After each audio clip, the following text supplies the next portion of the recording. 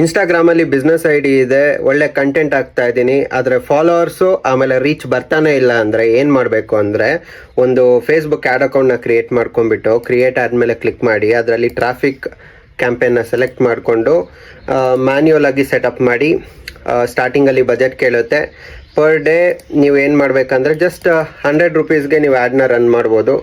ಅದಾದಮೇಲೆ ನೆಕ್ಸ್ಟ್ ಬಂದುಬಿಟ್ಟು ಟಾರ್ಗೆಟಿಂಗ್ ಮಾಡ್ಬೋದು ಪೀಪಲ್ನ.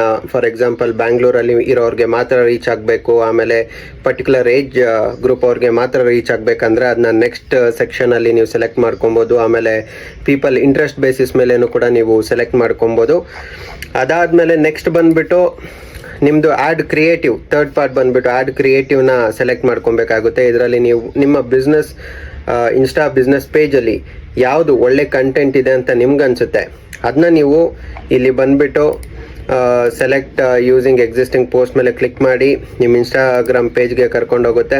ಅದರಲ್ಲಿ ನಿಮಗೆ ಯಾವುದು ಬೇಕು ಅದನ್ನು ನೀವು ಕಂಟೆಂಟ್ನ ಸೆಲೆಕ್ಟ್ ಮಾಡ್ಕೊಬೋದು. ನಂದು ಆಲ್ರೆಡಿ ಸಮ್ ಕಂಟೆಂಟ್ ವೈರಲ್ ಆಗಿ ಹೋಗ್ತಾ ಇರೋದನ್ನ ನಾನು ಸೆಲೆಕ್ಟ್ ಮಾಡ್ಕೊಂಡು ಹಾಕ್ತೀನಿ. ಇದನ್ನೆಲ್ಲ ನೀವು ಸೆಲೆಕ್ಟ್ ಮಾಡ್ಕೊಂಡ್ಬಿಟ್ಟಿದ್ದಾದಮೇಲೆ ಪಬ್ಲಿಷ್ ಮೇಲೆ ಕ್ಲಿಕ್ ಮಾಡಿದ್ರೆ ವಿತಿನ್ 1 or 2 hours ಒಳಗೆ ಬಂದುಬಿಟ್ಟು ಆ್ಯಡ್ ಆ್ಯಕ್ಟಿವ್ ಆಗುತ್ತೆ.